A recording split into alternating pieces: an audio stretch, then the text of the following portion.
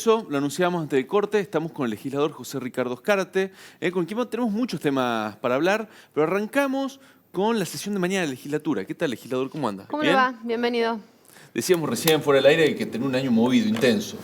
Ha sido un año muy intenso, políticamente, como todos años en donde hay elecciones y juntadas las provinciales con las nacionales. O sea, va terminando, mañana es la última sesión de la legislatura del año con un par de temas, importantes, ¿no?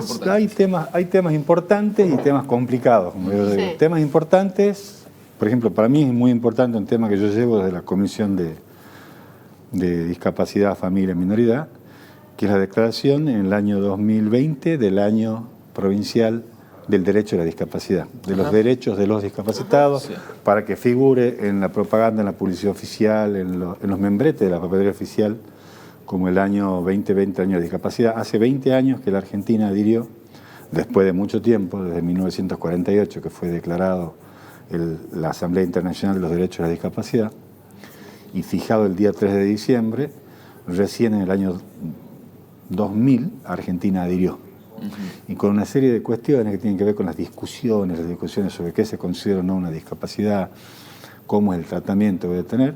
En la Argentina tenemos una muy buena ley nacional y tenemos muchas leyes provinciales muy dispersas. Vamos a tratar de unificarlas, sí. Está bien. Esto para mí es importante. Ahora hay otras cosas que son urgentes, digo yo. Las urgencias siempre son urgencias que a veces no son tan importantes. Por ejemplo, el tema 1, que es el Fondo Unificado de las cuentas oficiales, en donde hay una delegación de facultades, o sea, lisa y llana.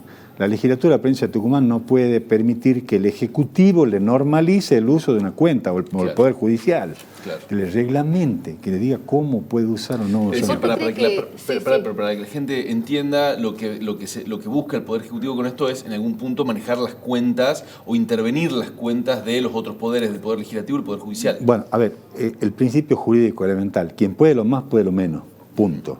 El Poder Ejecutivo es ejecutivo porque gobierna y administra. Sí. Y quien controla a los otros poderes es el que tiene resumida en sí no solamente a quien gana un gobierno, sino a quien pierde. Sí. Esto es filosofía política básica, ¿sí? Claro. Por eso la legislatura es quien puede juzgar a un juez o puede iniciar juicio político a un ministro del Poder Ejecutivo. Claro. Y además tiene el poder de contralor sobre los otros poderes. Entonces no puede el Ejecutivo atribuirse poderes de contralor o reglamentación del uso de las cuentas que presupuestariamente esta legislatura le autorizó al Ejecutivo. Claro.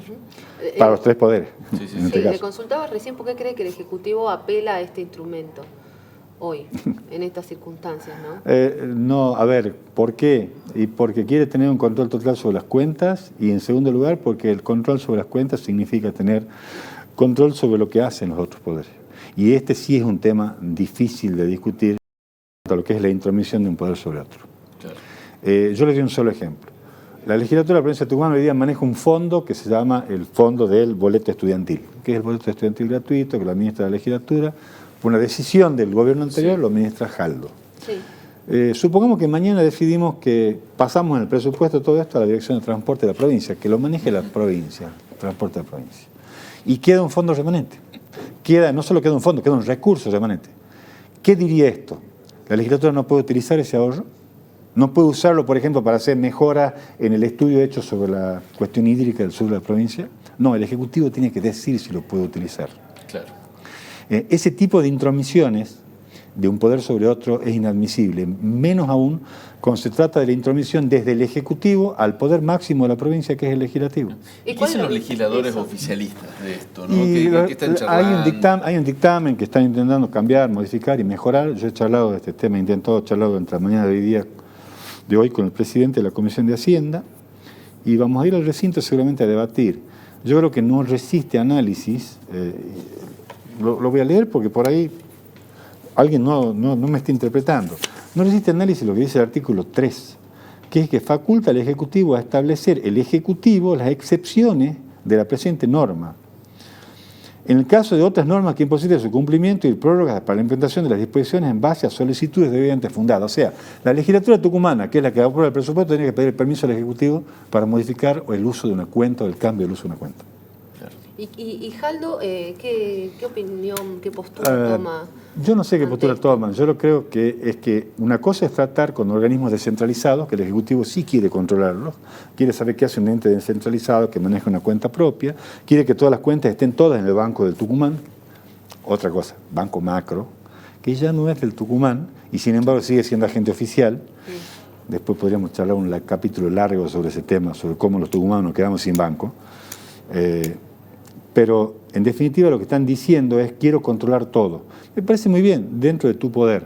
Ahora vos no podés pisarle la cabeza a los otros dos poderes del Estado en lo que es su autonomía, porque son poderes, ojo, son poderes del Estado que tienen rango constitucional y jerarquía de tales, y tienen funciones que da la Constitución. El Ejecutivo no puede controlar, reglamentar el uso de las cuentas que tenga el Poder Legislativo, por ejemplo. Eso dice esta ley. Y es gravísimo. Y después, bueno, hay digamos, hay 11 temas, de los cuales habrá algunos muy importantes y otros no tanto. Pero ese va a ser el tema más fuerte Sí, hay otros temas que también pueden ser fuertes, como el haber pasado todo lo que es el manejo de comedores y comida del sistema de educación al Ministerio de Salud. O sea, el tema número 2, lisa y llanamente pasa todo el tema del manejo de lo que es el complemento alimentario del sistema educativo de Tucumán a la órbita del Ministerio de Salud. Esos recursos los va a manejar... los va a manejar Rosana Chala. Lo que habría que preguntar es, ¿qué ha pasado con este tema? ¿O qué nivel de problemas hay que del área del Ministerio de Educación le van a ser manejados los fondos de complemento alimentario, planes alimentarios, por el Ministerio de Salud? Lo saco del ámbito provincial, lo llevo al ámbito nacional. Usted fue funcionario nacional hasta hace pocos meses. ¿Cómo está viendo lo que está pasando en el Congreso, este paquete de medidas que mandó el Gobierno Nacional al Congreso para debatirlo?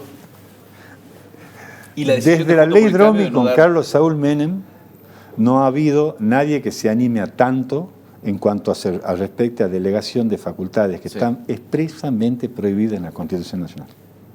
Dijeron igual que van a dar marcha atrás, ¿no? No, insisto, desde la ley Dromi con Menem, que fue la ley de emergencia del Estado y de reforma del Estado, que no era emergencia ni reforma, fue un liso y llano desguace. Lo voy a repetir a Raúl Alfonsín, vendieron no la joya de la abuela, hasta la abuela vendieron.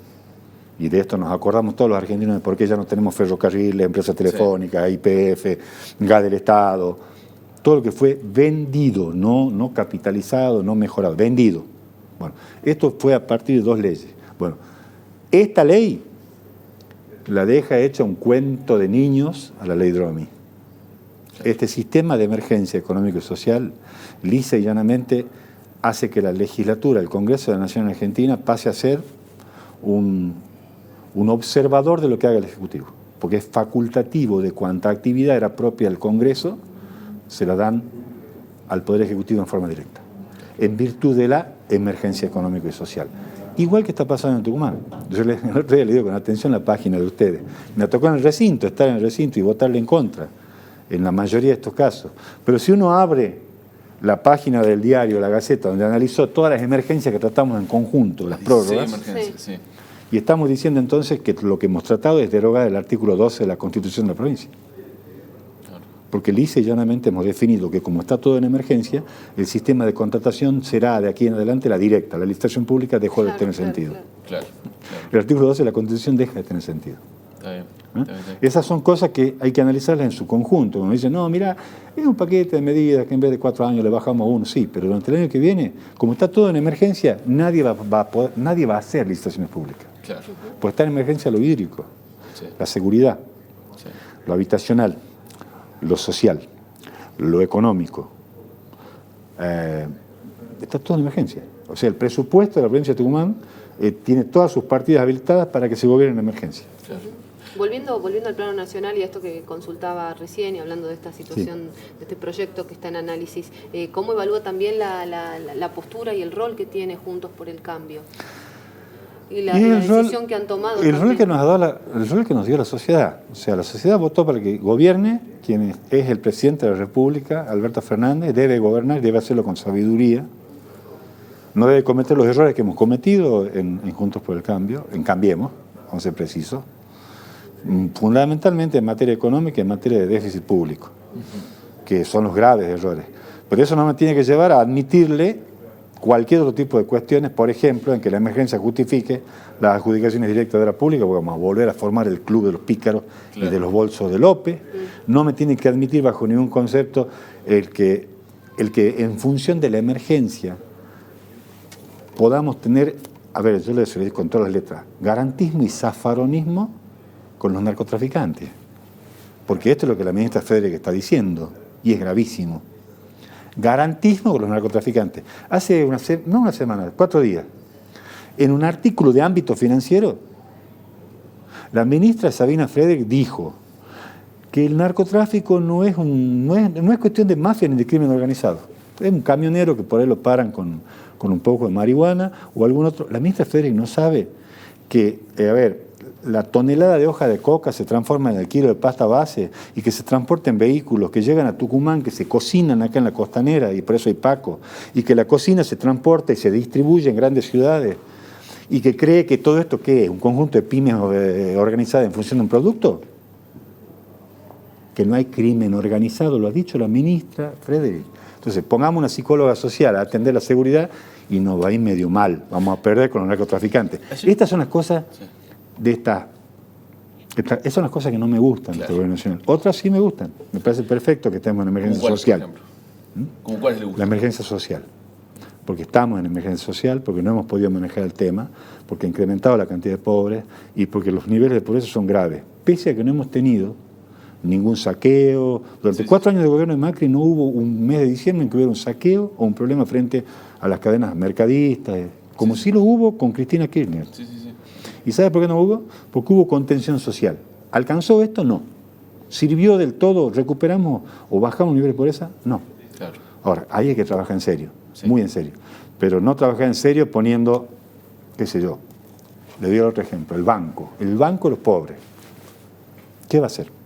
¿Una entidad bancaria con reglas, con normas? ¿Una entidad bancaria disminuida a los pobres con reglas, normas? No. Va a ser una oficina pública en donde va a haber un señor que va a manejar sentados sobre un montón de dinero, toda la plata junta, para decir a quién le da y a quién no le da.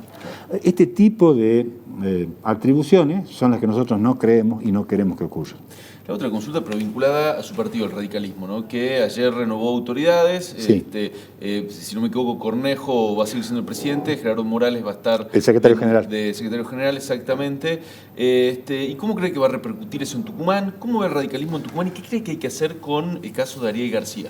Bueno, el radicalismo de Tucumán está intervenido. Sí. Y el caso de Ariel García es un caso paradigmático porque, yo insisto en un solo concepto, el radicalismo es un partido y tiene autoridades, y las autoridades dictan normas. Esas normas no son solamente las provinciales, que yo pueda haberlo disculpado a Ariel García porque forma un partido provincial, en el ámbito provincial no había una definición, estábamos intervenidos. Bueno, listo. En lo nacional después aparece apoyando a Labaña. Y cuando pierde en la interna de Labaña, aparece apoyando directamente a Fernández. Sí. Bueno, entonces ahí ya hay otro tema. Hay una convención nacional, hay un mandato, hay una resolución de la Convención Nacional, una resolución del Comité Nacional que fijan la norma de qué tipo de alianza hemos conformado, con quién nos hemos aliado y establece los términos de esa alianza. Bueno, nosotros formamos parte porque lo decidió la Convención Nacional y el Comité Nacional de Cambiemos y de Juntos por el Cambio. Y el que desoye estos mandatos, pues, me parece muy bien que hagan lo que quieran. Hagan lo que quieran fuera del partido, porque no están adentro del partido. De hecho, en las elecciones estuvieron fuera. Sí, sí. ¿Qué es lo que hay que hacer con esto? Normalizar la situación. O sea, yo no creo que haya... Yo creo que hay que notificar a los que ya están afuera. En realidad no creo que ni siquiera hace falta notificarlos. Ellos decidieron estar afuera. Claro. Y lo otro es una pregunta que le hago a todos los radicales de vieja, a los que respeto muchísimo, amigos de toda la vida, que hoy día se ponen en un planteo parecido al de Leopoldo Moró. Vea, Raúl Alfonsín desde la década del 60, que fue diputado, en la década del 70 enfrentó a la fórmula Balbín-Gamón y después a Balbín de la Rúa, y en los 80 por primera vez ganó una elección interna y le ganó a la fórmula del unionismo con Renovación y Cambio en el 82. Nunca se fue del partido, salió del partido. Aceptó siempre los mandatos del Comité Nacional que presidía don Ricardo Balbín.